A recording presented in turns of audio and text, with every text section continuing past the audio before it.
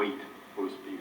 So I don't know if they're gonna, I don't think Ajax has done the project, you know, they're not gonna go above a curb line. I mean, I don't know, that's what I'm thinking. If it's a professional business and they get to a spot where it's higher or lower, I'm sure they will make the decision, you know, basically, okay, this area is a little higher, so we gotta put a little more in, and this area is a little lower, so we gotta put a little less in.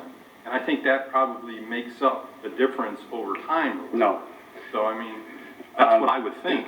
Actually, it's just the opposite. So, obviously, when you're paving, you're gonna start with this process, the 2-inch crack relief layer, correct? So they're gonna come in, they would place the 2-inch crack relief layer.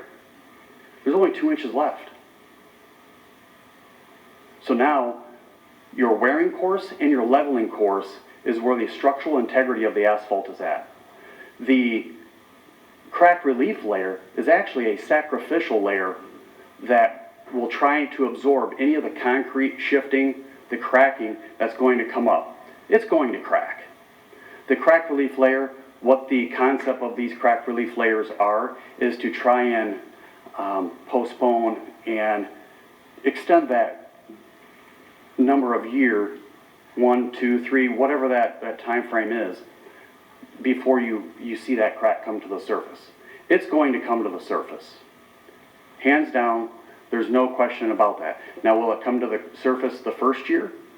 I don't know. Second year? I don't know. Third year? I don't know. I can tell you the roadways out here that we've paved last year, 3 years ago, there's cracks on them.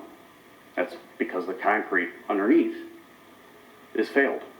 It needs to be replaced.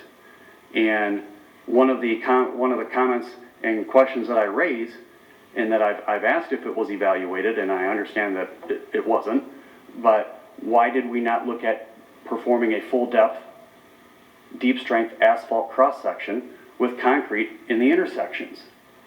That's going to get us a better cost. It's not as expensive as concrete. The maintenance efforts on that is much less. We can, as they mentioned earlier, we can do a traditional mill it off and put it right back down at a fraction of the cost. The hot in place paving process that we did back in 2006, that cost the city of Taylor, for 32 lane miles, a little over $6,000 for those 13 years.